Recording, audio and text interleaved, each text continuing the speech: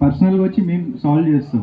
ఇప్పుడు మేము బయట తిరుగుతూ ఉంటాం వాళ్ళతో, పొలిటికల్గా అన్నీ చేస్తూ ఉంటాం కదా, మీకు అది హెల్ప్ అవుతుంది. ఇప్పుడు గ్రూప్లో మీరు ఒకటి రిజిస్ట్రేషన్ అనేది పెట్టాము, దాంట్లో మీరు రిజిస్టర్ చేసుకుంటే ఆ గ్రూప్ వల్ల మీకు యూజ్ అవుతుంది అది. నెక్స్ట్ ఇంకా వేరే ఈవెంట్స్ ఉంటాయి కదా, దాంట్లో కూడా ఇలానే మీరు అందరు పార్టిసిపేట్ చేశారనుకో దాన్ని ఇంకా మంచిగా ముందుకు తీసుకెళ్ళొచ్చు. నెక్స్ట్ ఇది మన పార్క్లో పిల్లలు ఆడుకోవడం కానీ ఇవన్నీ క్లీన్ చేయించుకున్నాం మొన్న. దానికి ఇంకా ఆడుకోవడానికి ఎక్విప్మెంట్స్ ఉంటాయి కదా, అవి తెచ్చుకోవాలంటే మనం ఇట్లా యూనిట్గా తర్వాత ఎవరికన్నా పొలిటికల్గా ఎలా యూజ్ అవుతాం, మనం ఇలా గ్రూప్గా ఉంటేనే వాళ్ళకి యూజ్ అవుతాం.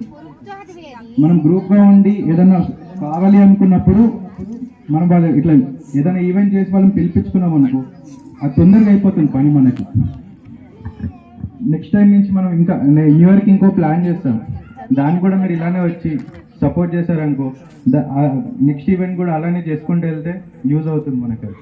నెక్స్ట్ మనం ఇప్పుడు ఆదర్శన్ వస్తాడు, దాంట్లో మనం ఇక్కడ ఎక్విప్మెంట్స్ గురించి, ఈ షెడ్ గురించి, ఆ షెడ్ ఆల్రెడీ మనకి అయిపోయింది, శాంక్షన్ అయిపోయింది. నెక్స్ట్ ఇక్కడ ప్లేవి ఆడుకోవడానికి ఉన్నాయి మనకి, అదొకటి చేయించుకోవాలి.